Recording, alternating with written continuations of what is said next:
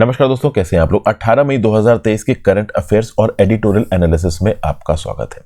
कौन कौन सी न्यूज और एडिटोरियल्स हम लोग डिस्कस करने वाले हैं। सबसे पहले करंट अफेयर्स में हम लोग केरला गवर्नमेंट द्वारा पारित ऑर्डिनेंस की बात करेंगे। ये ऑर्डिनेंस गवर्नर साहब के पास भेज दिया गया, आरिफ मोहम्मद खान साहब के पास।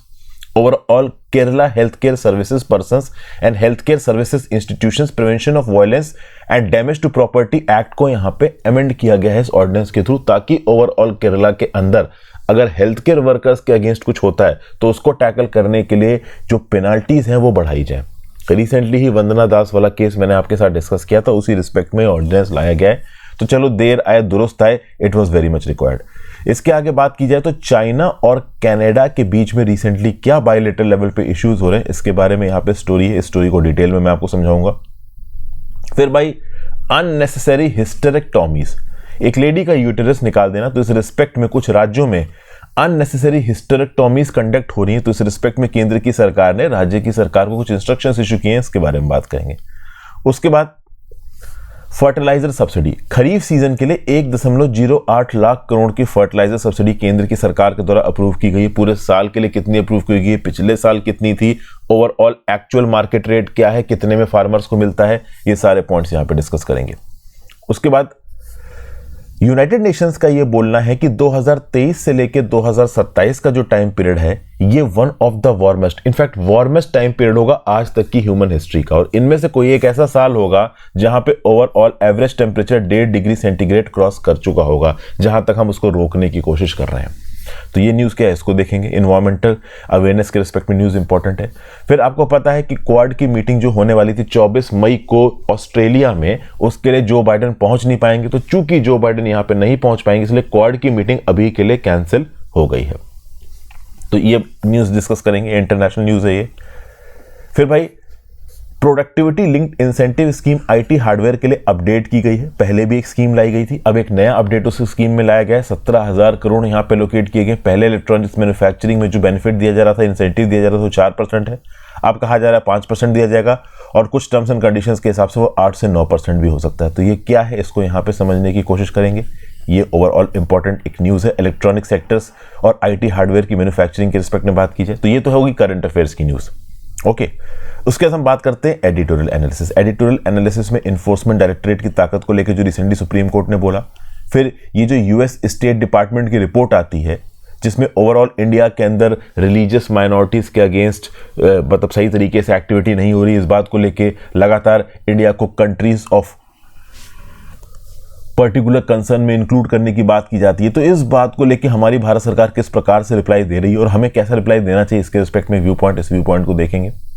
फिर आगे आपको पता है रिसेंटली दोस्तों, इजराइल में गाजा पट्टी में जो हमास ग्रुप है और एक और पर्टिकुलर ग्रुप है इस्लामिक जिहाद, इसका और इजराइल की सरकार के बीच में खासा बवाल हो गया। तो तलमीज़ अहमद साहब यहाँ पे बोल रहे हैं कि ये बवाल इसलिए हुआ है क्योंकि रिसेंटली जब जुडिशरी की ताकत को चेंज करने की कोशिश की इजराइल की सरकार के टॉप आला अधिकारियों ने और इजराइल में लोगों ने बवाल मचाया, तब वो अपनी पोजीशन को सेफगार्ड कर सकें। देखिए, दुनिया भर में जब भी ओवरऑल एक रूलिंग सरकार को लगता है कि हाँ भाई उसकी कुर्सी खिसक रही है, लोग उसको पसंद कर नहीं रहे, तो सिक्योरिटी गार्ड फेंकते हैं, ओवरऑल कुछ बड़ा सा अटैक करवा के ओवरऑल अपने आप को सेवियर बना के अपनी सीट को बचाने की कोशिश करते हैं। तो कुछ ऐसा यहाँ पे इजराइल में हुआ है, इसके बारे में हम लोग यहाँ पे बात करेंगे।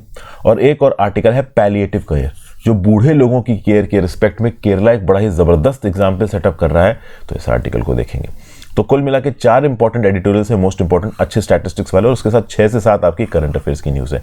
आगे बढ़ने से पहले वीडियो पे लाइक कर पड़े दोस्तों, चैनल को अब तक आपने शेयर और सब्सक्राइब नहीं किया कर लीजिए, इंस्टाग्राम पे फॉलो कर लीजिए, आपसे जुड़ने की कोशिश करता हूँ। टेलीग्राम ग्रुप जरूर से ज्वाइन कर लीजिए दोस्तों, टेलीग्राम ग्रुप में आपको इस पर्टिकुलर लेक्चर की पीडीएफ मिल जाती है। ऐसे पीडीएफ तो मैंने आज सुबह ही अपलोड कर दी थी, लेक्चर रिकॉर्ड करने मुझे थोड़ा टाइम लग गया दोस्तों, वो मैं अभी आपके लिए लेके आ रहा हूँ। साथ साथ अगर आपने मेरी ऐप इंस्टॉल कर रखी है तो मेरी ऐप के स्टडी मटेरियल सेक्शन में भी आपको ओवरऑल ये particular PDF free of cost मिल जाएगी। उसके साथ साथ जल्दी ही ज्योग्राफी एनसीईआरटी के कुछ कोर्सेस ऐप में लॉन्च होने वाले हैं, तो आप ऐप को डाउनलोड करके रखिए। जैसे वो लॉन्च हो जाएंगे मैं अपडेट टेलीग्राम ग्रुप में डाल दूंगा, और अपने ऐप के थ्रू भी नोटिफिकेशन आपको मिल जाएगा। ठीक है भाई, तो पहली न्यूज़ पे आ जाते हैं।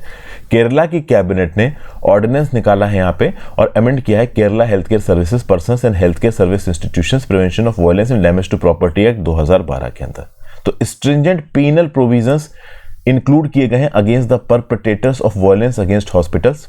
और बेसिकली यहाँ पे हेल्थ केयर वर्कर्स के अंदर कौन कौन आता है इसकी डेफिनेशन को भी यहाँ पे एक्सपेंड किया गया है। ये ऑर्डिनेंस गया है गवर्नर आरिफ मोहम्मद खान साहब के पास इनके अप्रूवल के लिए और प्रोमलगेशन के लिए।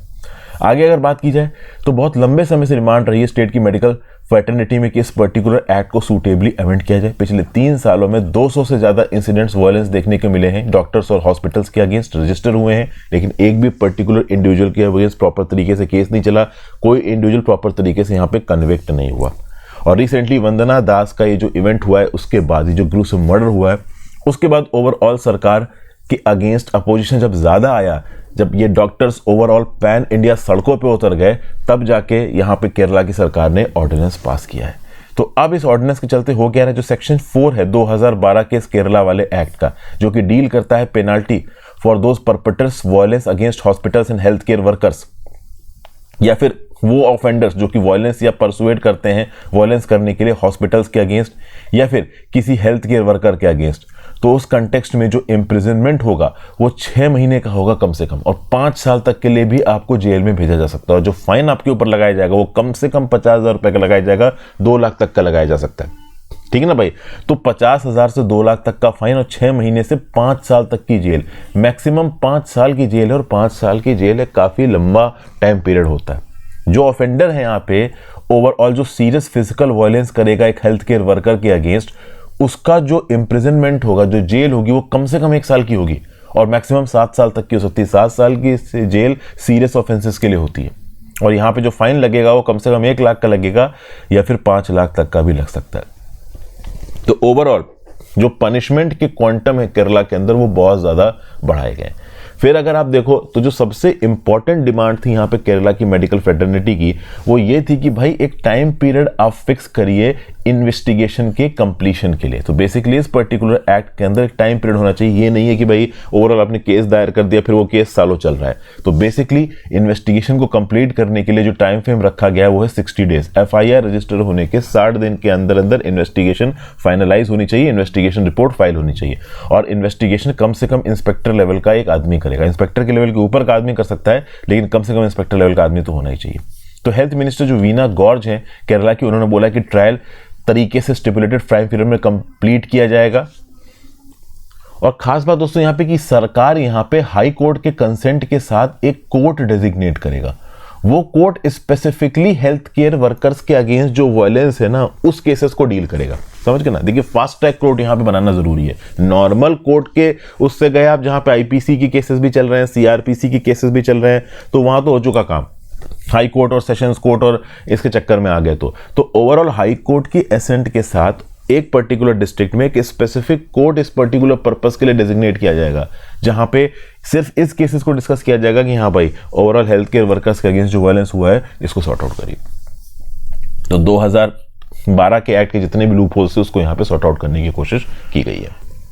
कुछ बेसिक अगर स्टैटिक ये आप पॉलिटी की बात की जाए तो ऑर्डिनेंस मेकिंग पावर के रिस्पेक्ट में बेसिक इंफॉर्मेशन दोस्तों, आर्टिकल 123 के अंदर प्रेसिडेंट ऑर्डिनेंस को प्रोमulgate कर सकता है। आर्टिकल 213 के अंदर गवर्नेंस ऑर्डिनेंस को प्रोमulgate कर सकता है। ऑर्डिनेंस तभी प्रोमulgate किया जा सकता है जब केंद्र के लेवल पे पार्लियामेंट सेशन में ना हो या कोई एक हाउस सेशन में ना हो, और राज्य की सरकार के लेवल पे स्टेट लेजिस्लेटिव असेंबली सेशन में ना हो, या फिर जहां पे स्टेट लेजिस्लेटिव असेंबली या काउंसिल दोनों हैं वहां पे उन दोनों में से कोई एक सेशन में ना हो। और एक बार ऑर्डिनेंस प्रोमulgate हो गया तो आपको पता है कि किसी भी पर्टिकुलर लेजिस्लेचर के मीटिंग टाइम के 2 शिफ्ट्स के बीच में 6 महीने से ज्यादा का गैप नहीं हो सकता। तो मैक्सिमम 6 महीने और उसके बाद उस पर्टिकुलर लेजिस्लेचर के मिलने के एक लिमिटेड टाइम पीरियड के अंदर आपको उस ऑर्डिनेंस के ऊपर डिसीजन लेना पड़ेगा, नहीं तो वो रद्द हो जाएगा। तो एक क्वेश्चन आपसे मैं नीचे पूछ रहा हूं, देखिए ये बेसिक हिस्ट्री, ये बेसिक पॉलिटी मैं आपको पढ़ा चुका हूं। तो मैक्सिमम ओवरऑल एक ऑर्डिनेंस कितने लंबे समय तक वैलिड हो सकता है बिना उसको एक्सटेंशन दिए, ये मुझे नीचे कमेंट बॉक्स में आप बताइए। एग्जैक्ट टाइम पीरियड बताइए मुझे महीनों और हफ्तों में। ठीक है भाई, आगे चलते हैं। आर्टिकल 123 और 213 के बारे में ज्यादा जानना चाहते हैं तो आप मेरी पॉलिटी की वीडियोस देख सकते हैं। ऑर्डिनेंस, मेरा नाम हर्षित द्विवेदी, सब यूट्यूब में सर्च मारिए, आपको मेरी लक्ष्मीकांत की वीडियोस मिल जाएंगी। फिर the latest China Canada curfew fail, क्या है यहाँ पे, मतलब क्या प्रॉब्लम हो रही है आपकी कनाडा चाइना के बीच में। तो 8 मई को कनाडा की सरकार ने चाइना का जो डिप्लोमेट है वाओ वेई, ठीक है ना। इसको पर्सोना नॉन ग्राटा डिक्लेयर कर दिया, मतलब कुल मिला के ये बोला कि तुम भैया कनाडा से बाहर निकलो। क्यों? क्योंकि ये जो पर्टिकुलर इंडिविजुअल था चाइना का डिप्लोमेट जाओ वही, ये एक कैनेडियन लॉ मेकर जिसका नाम है यहां पे माइकल चोंग, उसके ऊपर कुछ सर्वेलेंस टाइप का करवा रहा था। बेसिकली कैनेडियन लॉ मेकर है जो चाइना का ह्यूमन राइट्स रिकॉर्ड को क्वेश्चन करता है। देखिए चाइना के अंदर जो चाइना की सरकार के ह्यूमन राइट्स रिकॉर्ड्स को क्वेश्चन करते हैं उनको तो चाइना की सरकार गायब करवा देती है, लेकिन ये जो पर्टिकुलर माइकल चोंग करके इंडिविजुअल है ये एक कैनेडियन है, अपोजिशन को बिलोंग करता है कनाडा के अंदर और चाइना को बहुत उल्टा सीधा सुनाता है। तो बेसिकली चाइना के अंदर जो कनाडा का डिप्लोमेट था वाओ वेई, ये बेसिकली यहां पे टारगेट कर रहा था इस कनाडा के लॉ मेकर को माइकल चोंग को। तो बेसिकली इस टारगेटिंग के लिए कनाडा में डिप्लोमेट मतलब इंटरनली काफी बवाल मचा, सरकार के ऊपर प्रेशर आया जस्टिन ट्रूडो के ऊपर, और यहां पे सरकार ने जाओ वेई को पर्सोना नॉन ग्राटा डिक्लेयर कर दिया, बोला कि तुम निकलो यहां से। चाइना ने बोला तुमने हमारे डिप्लोमेट को निकाल दिया, तो चाइना ने जो कनाडा की डिप्लोमेट थी जेनिफर लिन लैडोंडे, उनको बोला कि भैया 13 मई तक तुरंत निकलो बाहर, मतलब शांघाई में जो कनाडा की कंसुलेट है 13 मई तक का टाइम दिया गया यहाँ पे जेनिफर लिन लैडोंडे को कि आप निकलो यहाँ से। तो भैया टेंशंस यहाँ पे काफ़ी ज़्यादा हैं। जस्टिन ट्रूडो ने अगर यहाँ पे चाइना के अगेंस्ट एक्शन लिया तो चाइना ने यहाँ पे कनाडा के अगेंस्ट एक्शन ले लिया। अब ओवरऑल ये एक्शन लेने की वजह क्या है, मतलब शुरू कहाँ से हुआ ये पर्टिकुलर बवाल? तो एक रिपोर्ट यहाँ पे आई थी CSIS की तरफ से, कनाडा सिक्योरिटी इंटेलिजेंस सर्विस की तरफ से। उसके साथ साथ देखो आप तो कुछ मीडिया रिपोर्ट्स आई, ग्लोब एल मेल करके एक न्यूज़पेपर है, उसने ओवरऑल एक रिपोर्टिंग में ये बोला कि चाइना का इंटरफेरेंस कनाडा की एडमिनिस्ट्रेशन में बहुत ज़्यादा है। एक इंटेल डॉक्यूमेंट था यहाँ पे 2021 का, जहाँ पे ओवरऑल ये बताया गया कि चाइना का थ्रेट है to Canadian opposition lawmaker Michael Chong and in his family in Hong Kong. Basically Hong Kong के अंदर था ये माइकल चोंग और उसकी फैमिली, और ये लगातार ओवरऑल चाइनीज सरकार के एक्शंस को क्रिटिसाइज करते थे। तो इस बात को लेके चाइना ओवरऑल इस पर्टिकुलर लॉ मेकर को टारगेट कर रहा था, और ये लॉ मेकर चाइना का नहीं है, ये लॉ मेकर कनाडा का है। तो अगर आप कनाडा के किसी पॉलिटिशियन को टारगेट करोगे तो बेसिकली यहाँ पे कनाडा की ऑटोनॉमी और सोवरेनिटी के ऊपर क्वेश्चन आ जाता है। ये जो पर्टिकुलर न्यूज़पेपर था इसने ये भी रिपोर्ट किया कि चाइना का जो कंसुलेट जनरल था वाओ वी, ये बेसिकली मिस्टर चोंग और उसकी फैमिली के बारे में इंफॉर्मेशन इकट्ठी कर रहा था हांगकांग के अंदर, उसको टारगेट करने के लिए। क्यों? क्योंकि ये एंटी चाइनीज सेंटीमेंट फैला रहा था माइकल चोंग। तो बेसिकली चाइना की पीपल रिपब्लिक पार्टी के अगेंस्ट, चाइनीज कम्युनिस्ट पार्टी के अगेंस्ट अगर कोई भी कुछ भी बोलता है तो चाइना उसको कुछ ज्यादा ही सीरियसली ले लेता है, इमोशनली ले लेता है, और उसी रिस्पेक्ट में मिस्टर चोंग चाइना के रडार पे थे। 2021 में अगर आप देखो तो ये मिस्टर चोंग ने लेजिस्लेटिव एफर्ट्स को लीड किया कनाडा के हाउस ऑफ कॉमन्स में, जिसके चलते जो चाइना का ट्रीटमेंट है उइगुर माइनॉरिटीज का और जिनजियांग प्रोविंस में इसको जेनोसाइड बोला जाए, तो बेसिकली यहाँ पे चाइना के सरकार के अगेंस्ट एक प्रकार का मोमेंटम सा छेड़ रखा था माइकल चोंग ने। इस बात को लेके चाइनीज नाराज हो गए माइकल चोंग से और उन्होंने चाइना के अंदर उसकी एंट्री को बैन कर दी। देखिए वैसे तो चाइना वाले उनके अगेंस्ट कुछ बोले उसको उठा लेते हैं, लेकिन ये एक कैनेडियन लॉ मेकर है, यहाँ पे उठाना भारी बवाल हो जाएगा, इसलिए यहाँ पे इनकी एंट्री बैन की गई। और उनके खिलाफ एक्शन लेने के लिए, टारगेट करने के लिए पीछे से ओवरऑल चाइनीज सरकार बहुत कुछ कर रही थी, ऐसा यहाँ पे बोला गया। तो जब ये डिटेल्स CSIS रिपोर्ट की बाहर निकल के आई, तब उसके बाद अगर आप देखोगे तो कनाडा की सरकार के ऊपर पड़ा प्रेशर, ठीक है ना। कैनेडियन गवर्नमेंट को बहुत हद तक क्रिटिसाइज किया गया कि आप चाइना के अगेंस्ट कोई एक्शन क्यों नहीं ले रहे हो। मिस्टर चोंग ने ये बोला कि he was disappointed to find out about the risk to his family's life from a newspaper, मतलब एक न्यूज़पेपर में एक रिपोर्ट छपती है और उससे उसकी फैमिली की लाइफ पर खतरा आ जाता है। देखिए कनाडा के अंदर ह्यूमन राइट्स और फ्रीडम के रिकॉर्ड्स ओवरऑल काफ़ी ज़्यादा हैं, ठीक है ना भाई। तो इस कंटेक्स्ट में देखो तो फिर इंटरनल डिलीबरेशंस हुए, फ्यूचर कोर्स ऑफ एक्शन के बारे में कनाडा की सरकार ने बातचीत की, फिर इस बात के ऊपर भी डिस्कशन हुआ कि चाइना के अगेंस्ट अगर हम इस प्रकार का कोई एक्शन लेते हैं तो कल की डेट में चाइना हमारे ऊपर क्या पलट के ट्रेड एक्शंस ले सकता है। उसके बाद फाइनली 8 मई को कनाडा ने सब कुछ सोच के डिप्लोमेट जाओ वेई को पर्सोना नॉन ग्राटा डिक्लेयर किया, मतलब एन अनवेलकम पर्सन, मतलब ओवरऑल आप यहां से बाहर निकलो, ठीक है। एक स्टेटमेंट में foreign affairs minister Melinda Joly ने क्या बोला कि Canada would not tolerate any form of foreign interference in our internal affairs. Minister साहब ने यहाँ पे ये भी बोला कि कनाडा के अंदर बाहर के देशों के जो भी डिप्लोमेट आए हैं उनको हम स्ट्रिक्ट वार्निंग इशू करते हैं कि आप कनाडा के इंटरनल मैटर्स में इंटरफेयर नहीं करेंगे, अगर आप करेंगे तो भैया आप घर भेज दिए जाओगे। चाइना ने इसका बहुत स्ट्रॉन्ग रिस्पॉन्ड किया। चाइना ने बोला हम रिटेलिएटरी मेजर्स लेंगे। चाइनीज एम्बेसी जो है ओटावा में, वहां से जाओ को एक्सपल किया गया based on the rumours of Chinese interference. तो चाइना वाले बोल रहे हैं कि सिर्फ र्यूमर्स के बेसिस पे तुम एक चाइनीज डिप्लोमेट को अपने देश से बाहर निकाल देते हो, ये इंटरनेशनल लॉ का वॉयलेशन है, इससे चाइना कनाडा रिलेशन सैबोटाज हो जाएंगे। इस प्रकार की बहुत सी धमकी यहाँ पे चाइना ने कनाडा को दी है। देखिए, इस प्रकार की धमकियां आएंगी, ये बात कनाडा पहले से ही जानता था, तो कनाडा ने स्टेप्स लेने से पहले इसके ऊपर काफी डिस्कशन किया होगा। चाइना वाले साफ साफ बोल रहे हैं कि हम किसी दूसरे कंट्री के इंटरनल अफेयर्स में इंटरफेयर नहीं करते। ये तो सुन के हंसी आएगी, सबको पता है क्या सही है क्या गलत है। उसके बाद अगर आप देखो तो चाइनीज फॉरेन मिनिस्ट्री की जो स्पोक्स पर्सन है वैंग वेनबिन, उन्होंने कनाडा को बोला कि अनरीजनेबल प्रोवोकेशंस मत करिए, कनाडा रेकलेसली यहाँ पे एक्ट कर रहा है, हम फाइट बैक करेंगे। और फाइनली चाइना ने एक ऑर्डर इशू किया 13 मई तक मिस्टर लेलेंडो को लीव करने के लिए। तो कुल मिला के अगर आप देखिए तो इस पर्टिकुलर इवेंट के चलते डिप्लोमेटिक टाइज चाइना और कनाडा के बीच में काफी हिले हुए हैं, और ये पहले भी हिले हुए थे। 2018 में हुआ क्या कि जो हुआई टेक्नोलॉजीज की एग्जीक्यूटिव थी मेंग वांगजाओ, इनको भैया कनाडा में अरेस्ट कर लिया गया। अब जब इनको कनाडा में अरेस्ट किया गया, और ये चाइना की एक बहुत बड़ी कंपनी की हेड थी, एक ऐसी कंपनी जिसकी चाइना की कम्युनिस्ट पार्टी ऑफ चाइना से बनती है, तो इनके अरेस्ट होने के बाद 2 कैनेडियंस को स्पाइंग चार्जेस के ऊपर चाइना ने धर लिया। तो एक हॉस्टेज डिप्लोमेसी हो गई, जहां पे चाइना के एक बंदे को कनाडा में अरेस्ट किया गया है और कनाडा के 2 लोगों को पकड़ के चाइना के अंदर अरेस्ट कर लिया गया। फाइनली 2021 में एक डील साइन हुई, सबको यहां पे छोड़ दिया गया, मिस मिंग को भी यहां पे छोड़ दिया गया। वो छोड़ा ही जाना था, ऑब्वियस सी बात है, चाइनीज की सेल्फ रिस्पेक्ट के ऊपर बातचीत आ गई थी। उस समय पे अगर आप देखो तो चाइना ने कैलोना का इंपोर्ट कनाडा से बंद कर दिया था, बाद में ये बैन हटा दिया गया। रीजन बिंग जब कोरोना का पैंडेमिक शुरू हुआ तो फूड सप्लाई की कमी पड़ने लगी, तो इस प्रकार के बैन वगैरह हटाए गए।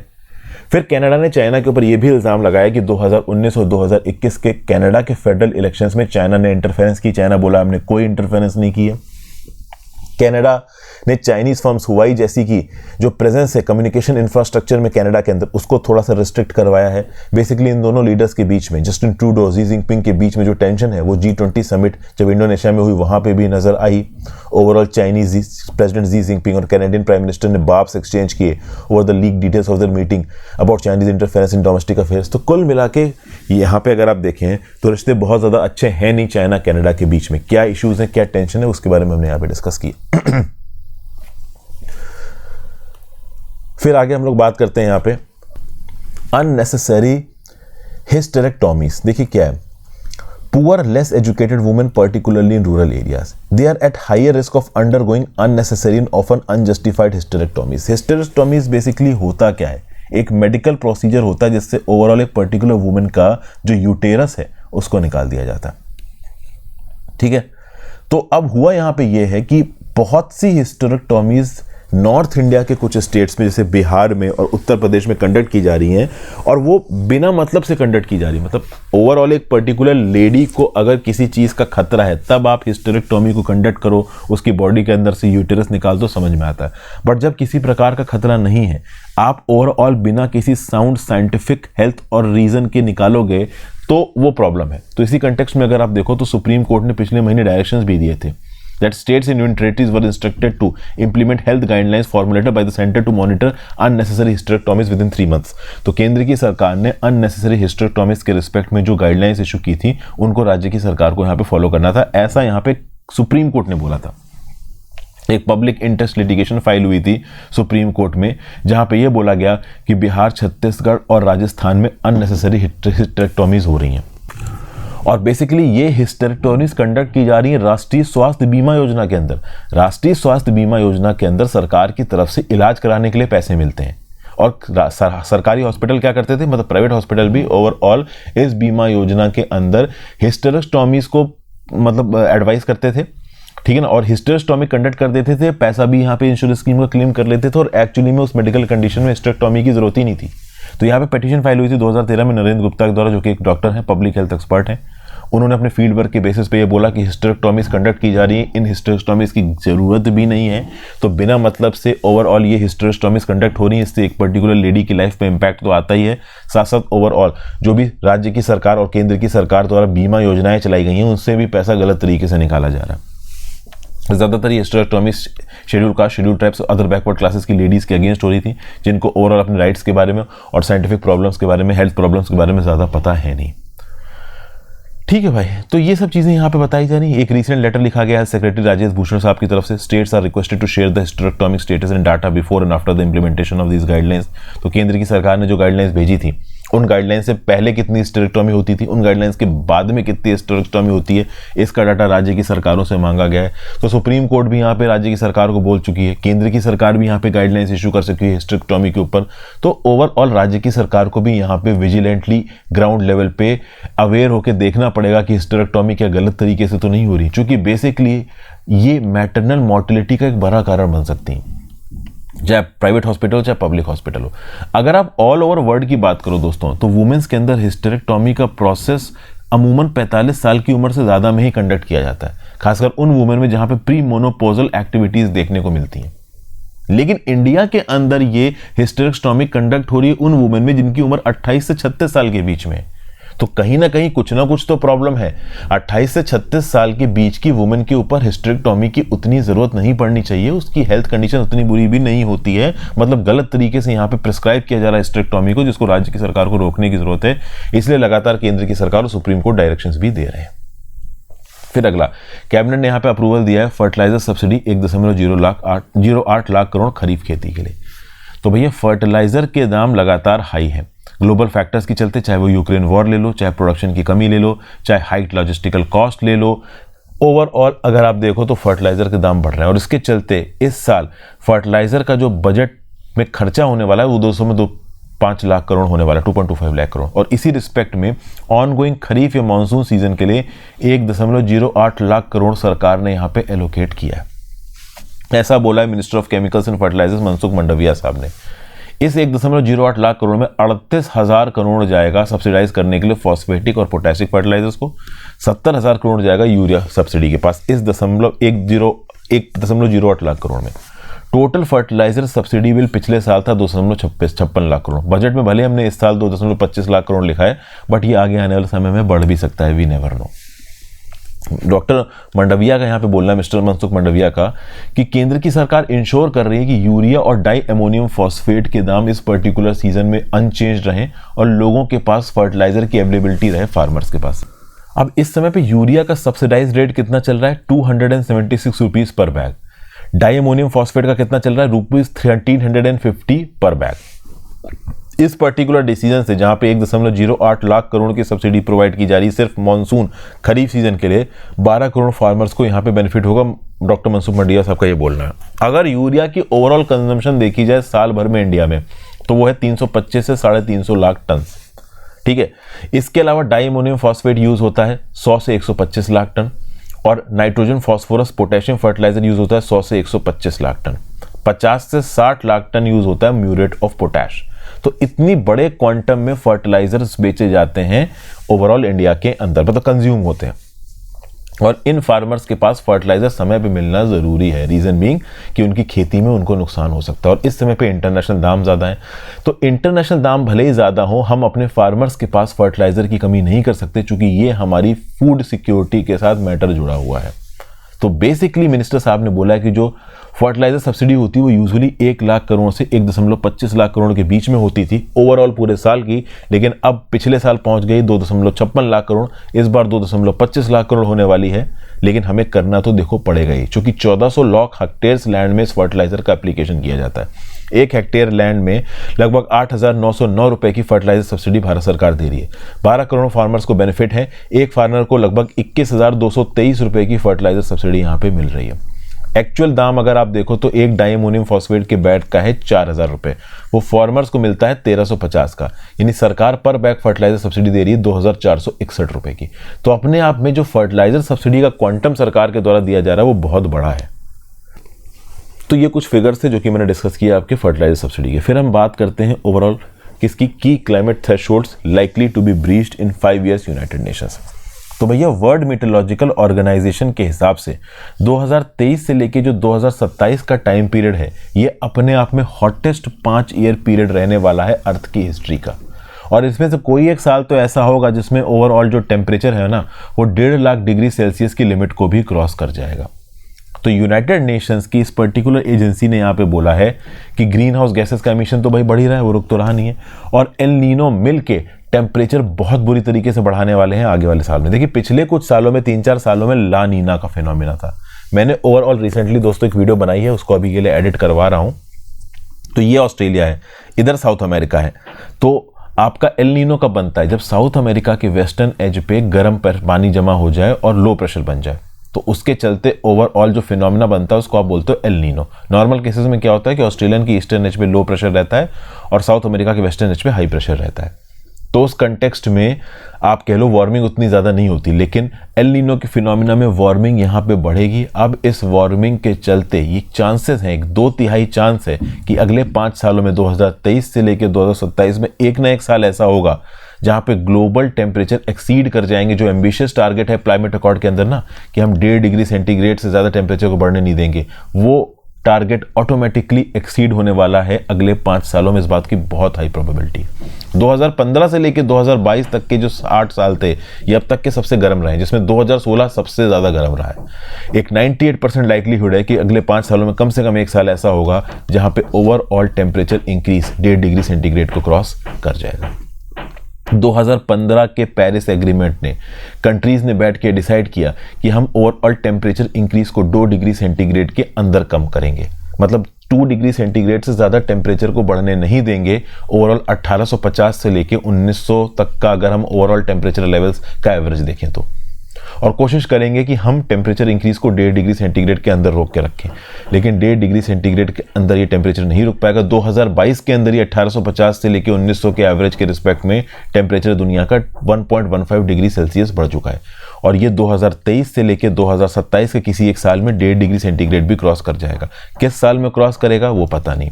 ओवरऑल 2023 से लेकर 2027 के टाइम पीरियड में एवरेज टेम्परेचर जो रहे 1850 से 1900 तक के, उसके रिस्पेक्ट में जो टेम्परेचर इंक्रीमेंट होगा it would be in the range of 1.1 degree to 1.8 degree. ठीक है, तो एक बड़ा अलार्म लेवल यहाँ पे बनाया गया है वर्ल्ड मीटरोलॉजिकल ऑर्गेनाइजेशन के द्वारा। ठीक है ना, ये सारी फाइंडिंग्स जो वर्ल्ड मीटरोलॉजिकल ऑर्गेनाइजेशन के जो चीफ है पेटेरी टेलेस साहब वो यहाँ पे दे रहे हैं। एक वार्मिंग एल नीनो डेवलप हो रहा है आगे आने वाले महीनों में, और अगले साल तक 2024 तक ये एल नीनो पूरी तरीके से मैच्योरली डेवलप हो जाएगा। और ये एल नीनो हमारी health, food security, water management, environment सबके ऊपर इंपैक्ट डाल सकता है। This El Nino is associated with large scale warming of surface temperatures in the central and equatorial Pacific ocean. तो ये जो 2024 में एल नीनो की साइकिल आएगी ना, ये भी ओवरऑल ग्लोबल वार्मिंग में एक मेजर रोल प्ले करने वाली है। ओके भाई, तो ये सब चीज़ें यहाँ पे बोली जा रही। Carbon dioxide, methane, nitrous oxide के एमिशंस बढ़ ही रहे हैं। ये एमिशंस भी ग्रीन हाउस गैस इफेक्ट को कॉज कर ही रहे हैं। और ये जो ग्लोबल वार्मिंग हो रही है ना दोस्तों, इस ग्लोबल वार्मिंग को नलीफाई करने में हजारों साल लग जाएंगे। नॉर्मल लेवल पे रिटर्न करने में हमें हजारों साल लगने वाले हैं। तो लेट्स सी इसमें आगे आने वाले समय में क्या होने वाला है। पिछले सेंचुरी में ओवरऑल जिस प्रकार के टेम्परेचर्स एग्जिस्ट करते थे, हम उन टेम्परेचर्स पे फिर नहीं पहुंच पाएंगे। चीज़ें बहुत हद तक क्लाइमेट के रिस्पेक्ट में इरिवर्सिबल हो जाएंगी। फिर ऑस्ट्रेलिया ने यहाँ पे कैंसिल कर दी है Quad meeting in Sydney after US president's pull out. जी हाँ, प्राइम मिनिस्टर एंथोनी एल्बनीज साहब ने क्वाड समिट जो होनी थी सिडनी में, इसको कैंसिल कर दिया है। रीजन बीइंग कि जो बाइडेन सिडनी नहीं आ पा रहे हैं। अभी जो बाइडेन सिडनी क्यों नहीं आ पा रहे हैं? तो भैया 1 जून से पहले डेप्ट लिमिट टॉक्स चल रही हैं वॉशिंगटन के अंदर। तो एक बहुत इंपॉर्टेंट डोमेस्टिक इकोनॉमिक मुद्दा चल रहा है यूएस का, जो कि ऑब्वियस सी बात है बहुत इंपॉर्टेंट है पूरी दुनिया ग्लोबल कम्युनिटी के लिए। खुद एंथोनी एल्बनीज साहब ने बोला है कि यूएस के अंदर 1 जून से पहले इस डेप्ट सीलिंग के मुद्दे को सॉर्ट आउट करना जरूरी है। और यूएस की इकोनॉमी पे अगर कोई निगेटिव इंपैक्ट आता है तो वो इंपैक्ट पूरी दुनिया में फील होगा।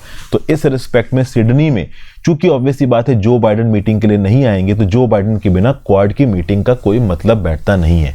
इसलिए क्वाड की मीटिंग जो सिडनी के अंदर होने वाली थी वो अभी के लिए कैंसिल कर दी गई है। 24 मई को ये पर्टिकुलर मीटिंग आने वाली थी। Narendra Modi, Fumio Kishida, Anthony Albanese, Joe Biden सब मिलने वाले थे आपके सिडनी में।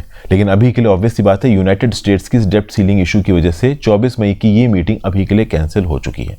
लेकिन at the same point of time अगर आप देखो तो ये चारों लीडर्स हिरोशिमा जापान में मिलेंगे ग्रुप ऑफ 7 मीट के लिए, ग्रुप ऑफ 7 समिट के लिए। तो वहां पे क्वाड के रिस्पेक्ट में चारों लीडर्स बैठ के बातचीत कर लेंगे। तो भाई फ्यूमियो किशिडा, जो बाइडेन साहब तो अब नहीं जा रहे, देखो ऑस्ट्रेलिया, फ्यूमियो किशिडा भी ऑस्ट्रेलिया नहीं जा रहे, लेकिन मोदी जी ऑस्ट्रेलिया जा रहे हैं। मोदी जी का सिडनी में एक इवेंट है इंडियन डायस्पोरा के साथ। 20,000 सीट का स्टेडियम यहाँ पे बुक किया गया और ये स्टेडियम की सीटें फुल्ली सोल्ड आउट है। तो एक बड़ा ओपन इवेंट है। तो बेसिकली मोदी जी ऑस्ट्रेलिया जाएंगे, ऐसा यहाँ पे एल्बनीज साहब ने बोला है। बायलेटरल मीटिंग भी होगी ऑस्ट्रेलिया के साथ, ऑस्ट्रेलिया के बिजनेसमैन के साथ भी इंटरेक्शन होगा। At the same point of time Indian diaspora के साथ भी बातचीत करेंगे मोदी जी। ओके भाई, फिर आगे बात करते हैं। केंद्र की सरकार प्रोडक्टिविटी लिंक इंसेंटिव का जो बेनिफिट है आईटी हार्डवेयर को, उसको 17,000 करोड़ करेगी। देखिए, यूनियन कैबिनेट ने वेडनेसडे को अप्रूव की है updated production linked incentive scheme for IT hardware manufacturing. इसके लिए जो बजटरी आउटले है वो 17,000 करोड़ अप कर दिया गया। पहले जितना था उससे दुगने से ज्यादा बढ़ा दिया गया। अगर आप देखो तो मार्च 2021 में आईटी हार्डवेयर के लिए जो productivity linked incentive scheme Bharat सरकार ने अनाउंस की थी, उसमें 4% इंसेंटिव्स दिए जा रहे थे इंक्रीमेंटल इन्वेस्टमेंट के लिए।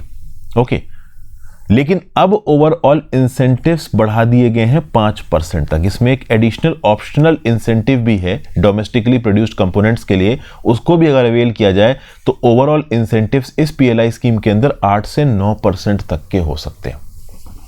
तो भारत सरकार इतना ज्यादा इंथुजियास्टिकली इस आईटी हार्डवेयर के सेक्टर में क्यों इन्वेस्ट कर रही है? बहुत सिंपल रीजन है, इलेक्ट्रॉनिक्स मैन्युफैक्चरिंग को इंडिया के अंदर पुश मिला है। पिछले कई सालों में 17% की कंपाउंडेड एनुअल ग्रोथ रेट हमें देखने को मिली है 8 सालों में।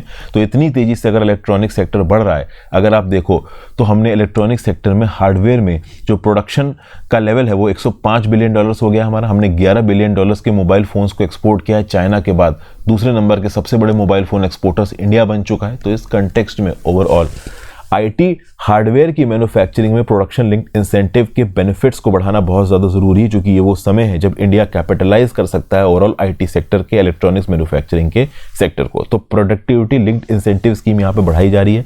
4% के इंसेंटिव को बढ़ा के 5% से 8 से 9% तक लेके आया जा रहा है। इतने बड़े इन्वेस्टमेंट ये इंसेंटिव के बेसिस पे बड़े बड़े ग्लोबल कॉर्पोरेशंस और इनफैक्ट हमारे जो डोमेस्टिक इलेक्ट्रॉनिक्स मैन्युफैक्चरिंग की कंपनीज हैं वो बड़े स्केल पे पैसा इन्वेस्ट कर सकते हैं और ओवरऑल इंसेंटिव भी ले सकते हैं। साथ साथ इंडिया की जो प्रोग्रेस इलेक्ट्रॉनिक्स मैन्युफैक्चरिंग में उसको बढ़ा सकते हैं। तो ये तो था भाई आपका करंट अफेयर्स का एनालिसिस। अब आ जाते हैं हम लोग एडिटोरियल के एनालिसिस के ऊपर। एडिटोरियल के एनालिसिस में हम लोग पहला आर्टिकल क्या डिस्कस करेंगे, तो probe agencies crossing limit. Supreme court ने साफ साफ रिसेंटली बोला कि इन्फोर्समेंट डायरेक्टोरेट एक भय का एटमॉस्फेयर बना रहा है और ये भय का एटमॉस्फेयर सही नहीं है। एजेंसी को अपनी जील को टेम्पर डाउन करने की जरूरत है। इन्फोर्समेंट, सरकार का ये बोलना है कि इन्फोर्समेंट डायरेक्टोरेट भैया सही तरीके से अपना काम कर रहा है, इन्फोर्समेंट डायरेक्टोरेट के काम में कोई भी प्रॉब्लम नहीं है। लेकिन बहुत से लोगों का ये बोलना है कि जिस प्रकार से इन्फोर्समेंट डायरेक्टोरेट केस बना रहा है, अगर आप देखोगे तो ज्यादातर अपोजिशन पॉलिटिकल पार्टी के मेंबर्स हैं। तो एक पॉलिटिकल जील आपको नजर आएगी इन्फोर्समेंट डायरेक्टोरेट के अंदर। रिसेंटली हुआ यह भी है कि इन्फोर्समेंट डायरेक्टोरेट के ऊपर इल्जाम लगाया है छत्तीसगढ़ की सरकार ने। छत्तीसगढ़ के एक्साइज डिपार्टमेंट के ऑफिशियल्स को, एम्प्लॉयज को इन्फोर्समेंट डायरेक्टोरेट हैरेस कर रहा है मनी लॉन्ड्रिंग के एस्पेक्ट्स को लेके एक एलएच लिक्वर स्कैंडल में, और जबरदस्ती इन एक्साइज ऑफिशियल्स के मुंह से निकलवाने की कोशिश की जा रही है कि हाँ भाई आप भूपेश बघेल का नाम लो जो कि छत्तीसगढ़ के सीएम है। तो छत्तीसगढ़ चूंकि एक अपोजिशन लेड स्टेट है जहां के ओवरऑल मिनिस्टर्स की और जहां के ओवरऑल सरकार की बन नहीं रही है लीडिंग सरकार के साथ, तो इस रिस्पेक्ट में ईडी को इस्तेमाल किया जा रहा है उनके अगेंस्ट। तो यहां पे एक लॉ इन्फोर्समेंट एजेंसी को फियर इस्तेमाल करने के लिए इस्तेमाल किया जा रहा है, फियर क्रिएट करने के लिए इस्तेमाल किया जा रहा है। तो बेसिकली इन्फोर्समेंट डायरेक्टोरेट जैसी एजेंसीज को यहां पे कॉशन रखना चाहिए, एक limits of a lawful investigation को याद रखना चाहिए और एक परसेप्शन अपने खिलाफ नहीं बनने देना चाहिए कि आपको कोई सरकार इस्तेमाल कर सकती है अपने ऑब्जेक्टिव्स को पूरा करने के लिए। बहुत से लीडर्स और मिनिस्टर्स जो उन स्टेट से हैं जहां पे बीजेपी का राज नहीं, उनको इन्फोर्समेंट डायरेक्टोरेट सबमिट किया गया, अरेस्ट किया गया, इंप्रिजन किया गया है। छत्तीसगढ़ गवर्नमेंट के ऊपर जो चार्जेस लगाए गए छत्तीसगढ़ गवर्नमेंट, उन्होंने ये बोला है कि भैया ईडी रनिंग अमोक है। रनिंग अमोक मतलब बिना किसी रिस्ट्रिक्शन के काम कर रहा है और किसी भी तरीके से चीफ मिनिस्टर भूपेश बघेल को इम्प्लीकेट करने की कोशिश कर रहा है। तो पॉलिटिकल एडवर्सरी को यहां पे एक एजेंसी टारगेट कर रही है, ये इल्जाम यहां पे लगाया जा रहा है। और इस पर्टिकुलर इल्जाम में एक रियलिटी का टिंज इसलिए नजर आ रहा है, उसका रीजन ये है कि ज्यादातर ईडी जिसके खिलाफ केसेस चला रही है वो अपोजिशन के लोग हैं। तो एक पॉलिटिकल विच हंट यहां पे चल रही है।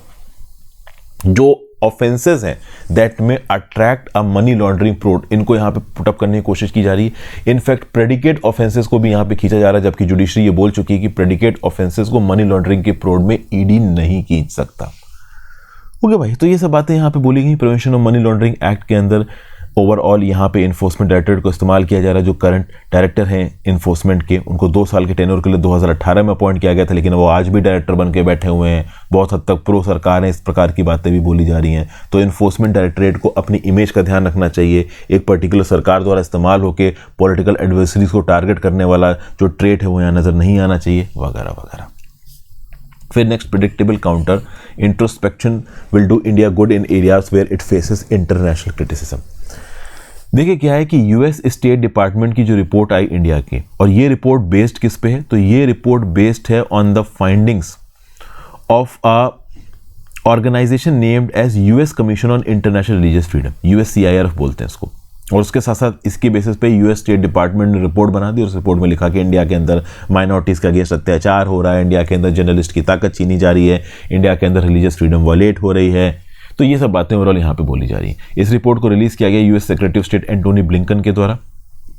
यहाँ पे कंसर्न व्यक्त किया गया है continued targeting of religious minorities को लेके, और कहीं ना कहीं ओवरऑल ये बताया गया कि इंडिया के अंदर हेट स्पीच की जा रही है बीजेपी के लीडर्स के द्वारा। ओके, फिर इस पर्टिकुलर रिपोर्ट में एक सीनियर ऑफिशियल ने कोट किया यूएस होलोकॉस्ट म्यूजियम के हिसाब से कि मेजॉरिटी ट्रेंड्स को टैकल किया जाए तो इंडिया 162 कंट्रीज में 8वें नंबर पे आता है, जहां पे एक बड़ा मास किलिंग का चांस है। Mass killing in the sense कि बड़े स्केल पे मेजॉरिटी वाले माइनॉरिटी वालों को मारने लगेंगे। अब ये तक बोल दिया इस पर्टिकुलर रिपोर्ट ने, तो आप समझ ही सकते हो कि इस रिपोर्ट की फाइंडिंग बहुत हद तक फर्जी है। ये जेनोसाइड की बात कर रहे हैं, ये बोल रहे हैं कि इंडिया के अंदर जेनोसाइड हो सकता है। तो मिनिस्ट्री ऑफ एक्सटर्नल अफेयर्स ने जो हर साल रिस्पांस देती है वही रिस्पांस दिया है कि इस पर्टिकुलर रिपोर्ट की जो फाइंडिंग्स है मिस इन्फॉर्मेशन है, फ्लॉड अंडरस्टैंडिंग है, यहाँ पे मोटिवेटेड और बाइस्ड कमेंट्री की जा रही है, ये कमेंट्री यहाँ पे गलत है।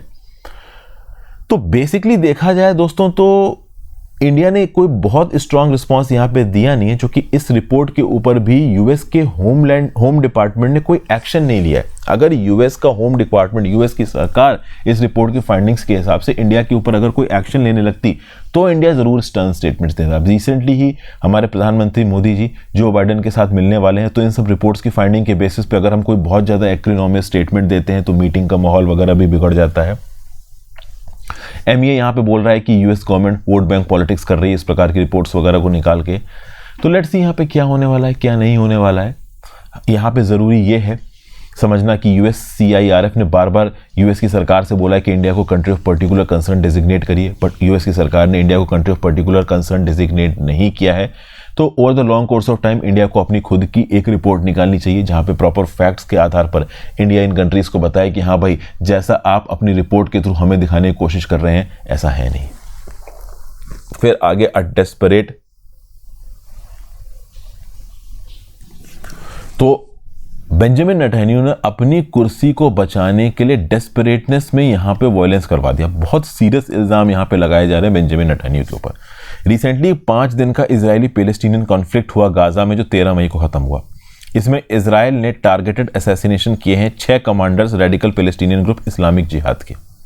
इस पर्टिकुलर ग्रुप इस्लामिक जिहाद ने भी बड़ा तगड़ा अटैक करवाया। सेवरल 100 रॉकेट अटैक्स लॉन्च हुए, 250 इजरायली एयर स्ट्राइक्स हुई, 33 पैलेस्टीनियंस की जान चली गई, बहुत सारे लोगों को चोटें आई, 1 इजरायली की जान गई, 45 लोग इंजर्ड हुए। वेस्ट बैंक में भी काफ़ी बवाल हुआ।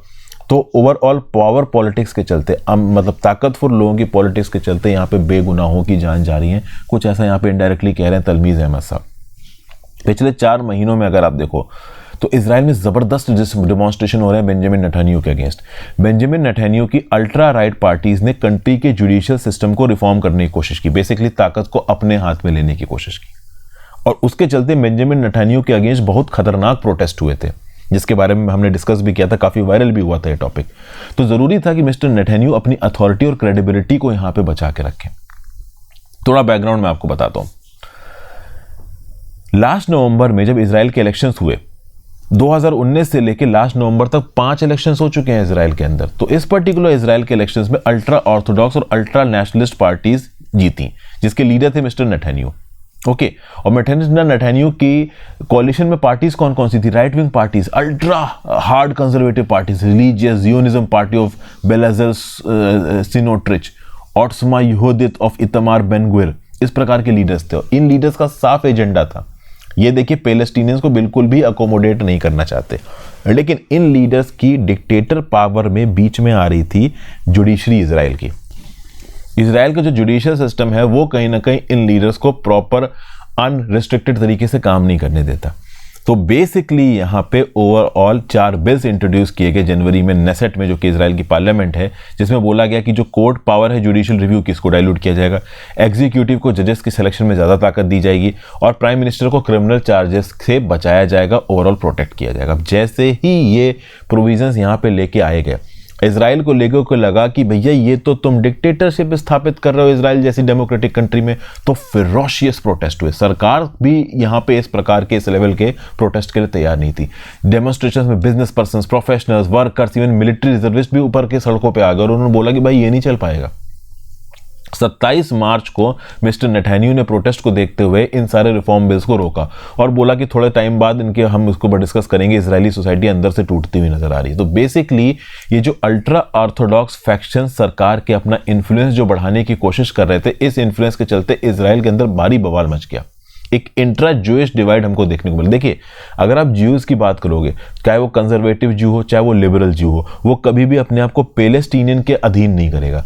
वो अरब्स के ऊपर सुपीरियरिटी चाहते हैं, वो ऑक्युपाइड टेरिटरीज के ऊपर इजराइल का कंट्रोल चाहते हैं। लेकिन जब खुद की डेमोक्रेसी की बात आई, तब वो बेंजामिन नेथान्याहू के अगेंस्ट खड़े हो गए। जब तक आप अरब्स के अगेंस्ट अत्याचार करो, तब तक तो वो खुश है, लेकिन जब बात आई उनके राइट्स की, तब वो उनका दिमाग खराब हो गया। अब मिस्टर नेथान्याहू को यह समझ में आया, सबसे खास बात तो दोस्तों ये थी कि इन रिफॉर्म्स को लाने से पहले इतना तगड़ा बैकलैश आएगा, ये मिस्टर नेथान्याहू नहीं समझ पाए। मिस्टर नेथान्याहू को बहुत ही कनिंग पॉलिटिशियन बोला जाता है। बहरहाल, बाद में जब मिस्टर नेथान्याहू को समझ में आया कि उनकी रेपुटेशन बहुत ज़्यादा टार्निश हो गई है, तब उनको लगा कुछ करना पड़ेगा।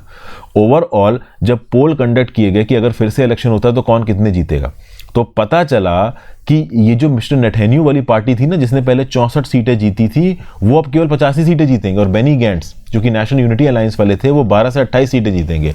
तो बेसिकली मिस्टर नेथान्याहू को समझ में आया कि इन नए नियम कानूनों और रिफॉर्म्स के चलते इनकी जो पॉलिटिकल स्टैंडिंग है वो बहुत हद तक कॉम्प्रोमाइज हो चुकी है और इसको यहाँ पे सही करने की ज़रूरत है।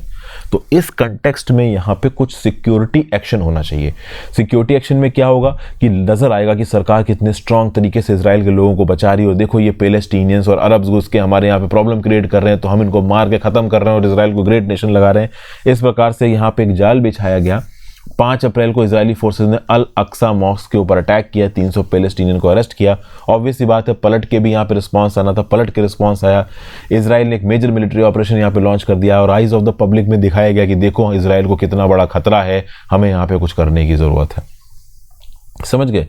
तो बेसिकली ओवरऑल ये जो पिछले 5 दिन का बवाल हुआ है, इस बवाल को कुछ इस प्रकार से बताया जा रहा है कि ये जो रूलिंग कॉलिशन था ना, इस रूलिंग कॉलिशन के अगेंस्ट जो लोगों का गुस्सा था जुडिशियल रिफॉर्म्स को लेके, ओवरऑल उस पर्टिकुलर गुस्से की तरफ से लोगों का ध्यान भटकाना और उसको इजरायली पैलेस्टीनियन वॉयलेंस की तरफ लेके जाना, ये दिखाना कि इजराइल का असली दुश्मन कौन है और उस असली दुश्मन को बचाने के लिए कौन यहाँ पे एक स्ट्रांग रोल प्ले कर सकता है। तो एक सिक्योरिटी कार्ड वाली पॉलिटिक्स खेली गई है यहाँ पे बेंजामिन नेथान्याहू के द्वारा, लेकिन इस पॉलिटिक्स के अंदर दोस्तों लोगों की जान जा रही है, तो वो अपने आप में एक मॉरल एलिमेंट वहाँ पे आ जाता है। चलिए आगे चलते हैं। Kerala an exemplary story in palliative care. देखिए, अचप्पन नाम के एक 70 साल के इंडिविजुअल हैं जो कि अपनी वाइफ, डॉटर और ग्रैंडसन के साथ वायनाड केरला के एक हिल में रहते हैं। इन्होंने अपना 2 रूम का एक घर बनवाया है, स्टेट हाउसिंग स्कीम जो है शेड्यूल ट्राइब की, उसके अंदर बेनिफिट लेके। 2009 तक ये डेली वेज लेबरर की तरह काम करते थे, लेकिन बाद में इनको एक स्ट्रोक आया, इनकी तबीयत वगैरह थोड़ी खराब हो गई, तो इनको मल्टीपल एपिसोड्स ऑफ हॉस्पिटलाइजेशन से गुजरना पड़ा। फिर फॉलोअप्स, मेडिसिन के लिए इनको 12 किलोमीटर चल के नियरेस्ट गवर्नमेंट हॉस्पिटल तक जाना पड़ता है। मतलब बेसिकली अचप्पन एक बूढ़े इंसान है, 70 साल के इंसान है, और ओवरऑल अपने इलाज कराने के लिए इनको 12 किलोमीटर चल के सरकारी हॉस्पिटल में जाना पड़ रहा है। तो ये किसके ऊपर क्वेश्चन है? ये क्वेश्चन है पैलिएटिव केयर के इंफ्रास्ट्रक्चर के ऊपर कि इतने बूढ़े आदमी को इतना लंबा डिस्टेंस ट्रेवल करके जाना पड़ रहा है अपना इलाज कराने के लिए। तो 2018 में अगर आप देखो तो वायनाड बेस्ड एक कम्युनिटी पैलिएटिव केयर ऑर्गेनाइजेशन ने वीकली होम विजिट कंडक्ट कराने लगी एक नर्स के द्वारा, एक वॉलंटियर टीम के द्वारा। तो मतलब एक नर्स और एक वॉलंटियर टीम खुद अचप्पन के घर जाएगी उनका इलाज करने के लिए, उनका चेकअप करने के लिए। अचप्पन को खुद 12 किलोमीटर चल के सरकारी हॉस्पिटल तक आने की जरूरत नहीं है। फिर ये particular community team free medicine और डॉक्टर भी अवेलेबल करवाती है जब भी अचप्पन को जरूरत हो। यहाँ पे अचप्पन बस एक एग्जाम्पल है। अचप्पन जैसे केरला के अंदर बहुत से बूढ़े लोग हैं जिनको इस प्रकार की मदद अवेलेबल करवाई जाती है टोटल केयर के हेल्थ इनिशिएटिव के अंदर। देखिए, वर्ल्ड हेल्थ ऑर्गेनाइजेशन के हिसाब से पैलिएटिव केयर एक ऐसी अप्रोच है जिससे quality of life of patients को इंप्रूव किया जा सकता है, और खासकर उन फैमिलीज की क्वालिटी ऑफ लाइफ को इंप्रूव किया जा सकता है जो कि लाइफ थ्रेटनिंग डिजीज से गुजर रहे हैं, जैसे कि cancer, cardiovascular disease, chronic obstructive pulmonary disease. 2018 में अगर आप देखें तो जो लैंसेट कमीशन है पैलिएटिव केयर और पेन रिलीफ का, it refers to such conditions as serious health related suffering that requires physical, social, spiritual and emotional support alongside medical intervention. तो मतलब ये कार्डियो आपका क्रॉनिक ऑब्स्ट्रक्टिव पुल्मोनरी डिजीज का, cancer हो गया, cardiovascular disease हो गया, ये सीरियस डिजीज है, और जब किसी पर्टिकुलर इंडिविजुअल को इन डिजीज से गुजरना पड़ता है तो उसको फिजिकल सपोर्ट की तो जरूरत होती है, सोशल सपोर्ट की भी जरूरत होती है, स्पिरिचुअल सपोर्ट की भी जरूरत होती है, इमोशनल सपोर्ट की भी जरूरत होती है। ओके, और खास बात दोस्तों ये है कि इस प्रकार की बीमारियां जिन भी इंडिविजुअल्स को हुई हैं उनमें से 80% इंडिविजुअल्स 2015 में लो और मिडिल इनकम कंट्रीज के थे। मिडिल इनकम कंट्रीज में आज की डेट में एक एजिंग पॉपुलेशन एग्जिस्ट करती है, और इन एजिंग पॉपुलेशन के अंदर growing non communicable disease, heart related disease, cancer वगैरह, ये नॉन कम्युनिकेबल डिजीज की कैटेगरी में आते हैं दोस्तों। तो क्या इंडिया इस large scale serious health suffering को टैकल करने के लिए तैयार है? देखिए, देखा जाए तो इंडिया के अंदर पैलिएटिव केयर की कवरेज केवल 4% है। मतलब ओवरऑल अगर 100 बूढ़े लोग हैं तो केवल 4 बूढ़े लोगों तक यहाँ पे पैलिएटिव केयर सरकारी मदद पहुंच पाती है, मतलब मेडिकल मदद पहुंच पाती है। खास बात दोस्तों ये है कि ये मदद लिमिटेड है अर्बन इलाकों में, और अर्बन इलाकों में भी जो वेल ऑफ लोग हैं, जो पैसा वगैरह अफोर्ड कर सकते हैं, उनके पास ये पैलिएटिव केयर पहुंचती है। वहीं पे अगर इंडिया के कॉन्ट्रास्ट में अगर आप केरला की बात करो तो केरला का पैलिएटिव केयर मॉडल पूरी दुनिया में एक एग्जाम्पल सेटअप कर रहा है, वर्ल्ड क्लास एग्जाम्पल सेटअप कर रहा है इंक्लूसिव केयर इंफ्रास्ट्रक्चर का। क्या बात की जा रही है, 1993 में डॉक्टर MR राजगोपाल और उनके स्टूडेंट डॉक्टर सुरेश कुमार ने एक पेन रिलीफ क्लिनिक शुरू किया टर्मिनी इन कैंसर पेशेंट्स के लिए गवर्नमेंट कॉलेज कोझिकोड में। बाद में इस पर्टिकुलर एक्सपेरिमेंट से एक 400 community palliative care organisation create किया गया केरला के अंदर। ये पता चला कि ठीक है भाई, ओवरऑल टर्मिनली इल पेशेंट्स के लिए तो हमें करना ही करना है, but at the same point of time उन लोगों के लिए भी करना है जो कि बहुत ज़्यादा बूढ़े हो चुके हैं और उनको मदद की ज़रूरत है। तो HIV एड्स से गुजरने वाले लोग, स्पाइनल इंजरीज से गुजरने वाले लोग जिनको पैलिएटिव केयर की ज़रूरत है, उनके लिए भी इस पर्टिकुलर ऑर्गेनाइजेशन में जगह बनाई गई, इस पर्टिकुलर जगह पे एकोमोडेट किया गया, उनको मदद प्रोवाइड की गई। जो वॉलंटियर्स हैं, ऐसे वॉलंटियर्स को इंक्लूड किया जाता है केरला के पैलिएटिव केयर में जो कि फैमिलीज की सोशल सफरिंग को समझ सके उनके नेबरहुड में। ठीक है, फिर यहाँ पे क्या बताया जा रहा है, an early volunteer reflected that where doctor know symptoms volunteers understand suffering. जहाँ पे डॉक्टर सिम्टम्स जाता है, वॉलंटियर सफरिंग को समझ पाते हैं। पेशेंट की सफरिंग केवल 20% मेडिकल होती है, 80% सोशल होती है। तो बेसिकली इस सोशल सफरिंग को हटाना भी जरूरी है, उनके साथ एक इमोशनल कनेक्ट बनाना जरूरी है। तो कम्युनिटी ओनरशिप चाहिए, होम बेस्ड टोटल केयर चाहिए, medical, social, financial, bereavement, rehabilitative supports patients और फैमिलीज के पास पहुंचना चाहिए। तो केरला यहाँ पे एक्सपेरिमेंट कर रहा है कम्युनिटी मॉडल के साथ, जो कि हॉस्पिटल बेस्ड अप्रोच से डिफरेंट है स्केल में और स्कोप में। तो पूरी दुनिया में एक एग्जाम्पल की तरह केरला निकल के आ रहा है, जहां पे हॉस्पिटल बेस्ड केयर से ज्यादा सोशल बेस्ड केयर पे फोकस किया जा रहा है, जहां पे community health care worker socially लोगों के साथ इंगेज कर रहे हैं जिनको पैलिएटिव केयर की जरूरत है, और उनके घर तक प्रॉब्लम को पहुंचा रहे हैं, मतलब घर तक सॉल्यूशंस को पहुंचा रहे हैं। 2004 में कम्युनिटी ऑर्गेनाइजर्स ने ओवरऑल राज्य के सरकार के इन्वॉल्वमेंट की जरूरत हुई, तो परीक्षा प्रोजेक्ट यहाँ पे शुरू किया गया मल्लापुरम पंचायत में। एक landmark palliative care policy introduce की गई लेफ्ट डेमोक्रेटिक फ्रंट सरकार के द्वारा 2008 में। ओवर टाइम अगर आप देखो तो जो 14 डिस्ट्रिक्ट्स हैं केरला की, वहाँ पे पैलिएटिव केयर को अवेलेबल करवाया गया, प्राइमरी लेवल पे, कम्युनिटी लेवल पे, टर्शरी लेवल पे। समझ गए भाई। फिर मैट्रिक्स को यहाँ पे डेवलप किया गया पैलिएटिव केयर को इवेल्युएट करने के लिए हॉस्पिटल्स में, ठीक है ना। पब्लिक हेल्थ इंटीग्रेशन अगर आप देखो तो केरला में अनइवन है। अगर आप देखो तो 30 ईयर्स से ये मॉडल यहाँ पे इवॉल्व हो रहा है, सोसाइटल कंसिक्वेंसेस के देखे गए हैं। 2018 की लैंसेट रिपोर्ट के हिसाब से केरला में इंडिया की 908 पैलिएटिव केयर साइट में से 841 तो अकेली केरला में। तो केरला में आप कह सकते हो लार्जेस्ट पैलिएटिव नेटवर्क है पूरी दुनिया का। ओके, केरला ने मोबिलाइज किया था पैलिएटिव नेटवर्क्स रिलीफ वर्क 2018 के फ्लड्स के समय पे। तो फ्लड के समय पे भी ओवरऑल बूढ़े लोगों के पास मदद पहुंचे, इस बात के ऊपर फोकस करना जरूरी है। तो ग्लोबल एग्जाम्पल की तरह उभर के आ रहा है केरला का, ग्लोबल एग्जाम्पलर की तरह उभर के आ रहा है केरला का कम्युनिटी पैलिएटिव मॉडल। सबसे खास बात दोस्तों यहाँ पे ये है कि 14% पेशेंट्स को पैलिएटिव केयर मिलती है दुनिया में जितने भी लोगों को पैलिएटिव केयर की जरूरत है केवल 14% को मिलती है, लेकिन अकेले केरला के अंदर 60% ऑफ द पेशेंट्स को पैलिएटिव केयर अवेलेबल है। तो ग्लोबल एवरेज से बहुत ऊपर है आपका केरला। केरला के अंदर public health palliative care integration किया गया है, ओवरऑल पब्लिक हेल्थ इंफ्रास्ट्रक्चर को पैलिएटिव केयर के साथ जोड़ा गया है और उसको एक सोशल फेस देने की बात की गई है, और यही चीज प्राइवेट हेल्थ केयर में भी यहाँ पे इंक्लूड किया जा रहा है। तो आई होप आपको ओवरऑल ये आर्टिकल समझ में आ गया। अपने व्यू पॉइंट नीचे कमेंट बॉक्स में देखी जाएगा। लेक्चर यहाँ पे खत्म होता है दोस्तों। ज़्यादा से ज़्यादा लोग साथ वीडियो को शेयर करिएगा, इंस्टाग्राम पे फॉलो कर लीजिएगा, टेलीग्राम ग्रुप ज्वाइन कर लीजिएगा और एक बार ऐप डाउनलोड कर लीजिए दोस्तों। ऐप में आपको काफ़ी इंपॉर्टेंट कोर्सेज ज्योग्राफी एनसीईआरटी के मिलने वाले। Have a great day.